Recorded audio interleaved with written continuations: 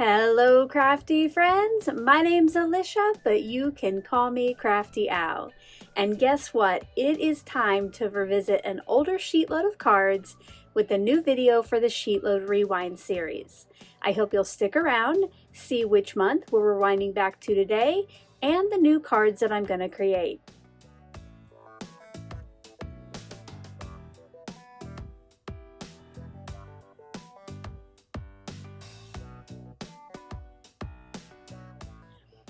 I know that some of you are newer to my channel, and some of you might just want to revisit sheetloads you've already seen.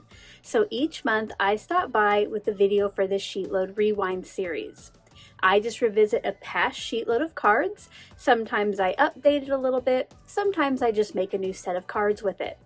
If after seeing today's video you want to see more rewinds, make sure to check out my description box for a playlist.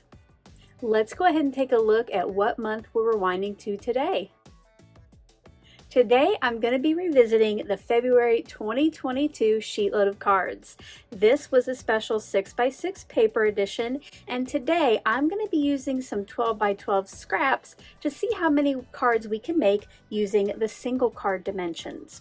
Now this sheetload does look a little similar to the current month's February 2024, which also uses 6x6 paper. Here's a look at the new sketch, and this was actually one that I downsized from a 5x7 edition of SheetLoad. If you haven't yet downloaded February 2024, I will put the debut video in the description box below as well. And if you haven't yet downloaded the February 2022 sheetload of cards, I will tell you at the end of the video where you can find that link.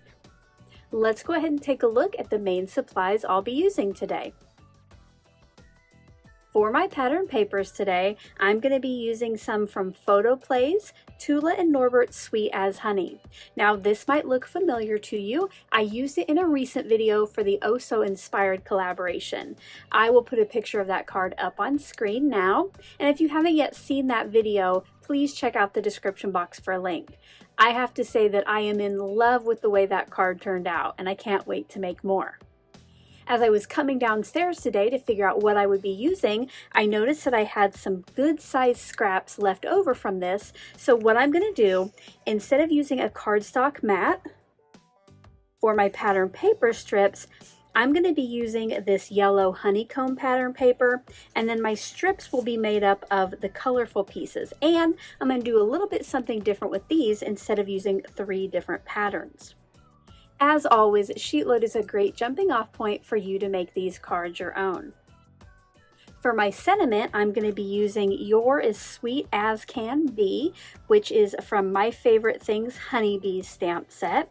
And I forgot to bring it in, but for my focal point or for a little added decoration, this package had a sheet of stickers, and I will be using some of those in combination with that sentiment. Now, as I start the process, I will tell you about other products and tools I use, but as always, if I ever leave you with any questions, feel free to leave those in that comment section below, and I'll get back to you just as soon as I can. Let's get crafty! Before I get to the process, I do have a special channel member shout out. I would like to say welcome and thank you to my newest paper trimmer level member, Deborah Peak. Your support is greatly appreciated. Thank you as well to all of my channel members. You keep me creating here on YouTube and SheetLoad of Cards free for all. If you're ever interested in finding out more about the perks of channel membership, I do have a link in the description box below. To get started, I'll be using those single card dimensions to cut down all of my pattern papers. Since the yellow paper will be the mat, which is the biggest, I'm going to cut that first to see how many cards I can yield. Now, I might give some dimensions today, but you definitely don't have to remember them. You can download that free printable, so all the instructions are right there. I did end up getting 5 pieces that were the 3.5 by 4 3/4. Because of that, I will need a total of 15 of the A, B, and C pieces. They are all the same size, 1 inch wide by 4.5 inches tall. I will be cutting 8 from the sunflower paper and 7 from the wood grain B paper. Now, to make this easy, I'm going to use the 1-inch mark to the left of my cut line so I can just move my papers from right to left to make those cuts.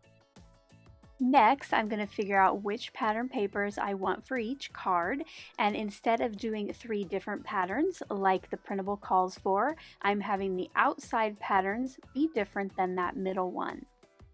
If you're enjoying today's video and you're not already subscribed to my channel, I would love it if you would take a minute to click on that subscribe button below and ring the bell for notifications. This way you'll be the first to know when I have a new video posted. If you're already a subscriber and regular viewer, welcome back. I'm so glad that you're here again. Once all of those were paired up, I started adhering the pattern paper strips. I start by adhering the outer edges first, leaving an even border all the way around. It's about 1/8 of an inch. And then after those 2 are in place, I add adhesive to that third pattern paper and I center it between the 2 that are already placed. I find this gets you some more even placement than if you did your pattern papers left to right. I finished adding most of those off camera, and I also pre-cut some brown cardstock to match the middle of the sunflowers for my card bases. Now you could definitely just fold these in half, but I do like to make a score line to make it a little easier. So on my score buddy, I'm scoring at 5.5 inches, folding it and then reinforcing that fold with the bone folder. Once those were all folded, I added my matted pattern papers to the front center of each card base. I use my ATG for this, just so everything so far is nice and flat. Now because these card bases are dark, it's going to be hard to see a personal message on the inside. So off camera, I cut some pieces of white cardstock to 3 3/4 by 5 inches. Before I adhere these, I did want to decorate them with some of the leftover pattern paper scraps, and this almost made this a no scrap sheet load. I placed those decorated pieces on the inside, and now my personal message is going to be easy to read by the recipient. I also just love the added decoration this gives the card. I finished adding the insides off camera, and then I did some die cutting for my stamped sentiment. I will be stamping the "You're as Sweet as Can Be" onto these banners with chocolate truffle ink, which I thought matched the brown cardstock base pretty well. Since I'm going to need quite a few of the same sentiment piece, I definitely want to use a stamp positioner, so for this I brought in my mini MISTI. I started by trying to set up the stamp on the banner piece, but I ended up moving that up a little bit and using the grid line on my mouse pad in the MISTI to try to get that straight. Just because that sentiment was so long, I wanted a guide or a line to be able to follow. I did test it once using a piece of clear cardstock, and it looked like it was going to stamp nicely, so I inked it up and stamped all 5 of my little banners. Using something like this makes this work so easy. So far I have kept my cards pretty flat, so I did want to add some dimension with the sentiments and the focal point. So I brought in one of my rolls of big blue foam tape and added a strip to the back of each sentiment. Once the foam was added, I put these onto the card fronts. I tried to center it left to right, and there was a little overhang at each side with that banner. Then to finish the focal points, I brought in the sheet of stickers and I tried to select some that went with the sentiment and the pattern papers. Now because I do want to pop these up and they're sticky, I brought in my Embossing Buddy bag, added some powder to the back to take off the stick, and then brought in more of my big blue rolls of foam tape to again add some dimension to these pieces. I finished adding the ephemera and also decorated the fronts with some gold diamond dots.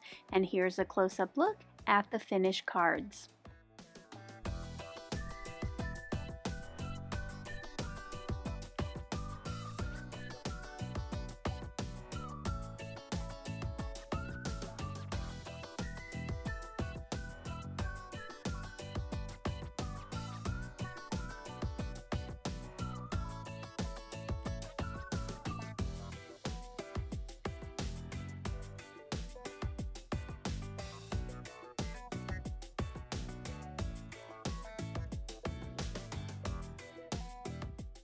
I hope you enjoyed seeing how I made this cute as can be set of cards.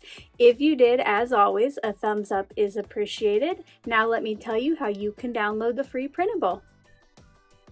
If you haven't yet downloaded the February 2022 SheetLoad of cards and you would like to make some for yourself, I do always ask that before you click on the link, which I'll tell you where it's at here in just a minute, that you already have clicked on that subscribe button below. It's free, it's quick, it's easy. And maybe while you're down there, go ahead and ring that bell for notifications. You are going to find the February 2022 PDF download link in the description box below, right below my P.O. box address. Below that it will say to watch the video for a password, but you watching this far is your password. If you do want to print it, make sure that you download it to your device and then open and print it. Make sure that when you go to print them, you just print pages 2 and 3. You don't have to print that first page with the copyright information. And make sure that you set it to 100% or full size. Otherwise, your prints might turn out a little itty bitty. Now, if you don't have a printer, you can always just download it to your device and view it on screen. Until my next video, I hope you're all having a crafty day. Bye-bye. Thank you so much for taking the time to watch all the way to the end of the video. I hope now you'll consider clicking on one of the videos or playlists I have linked above. And if you are interested in any of the products or tools I used in today's video, I do have some links in the description box below.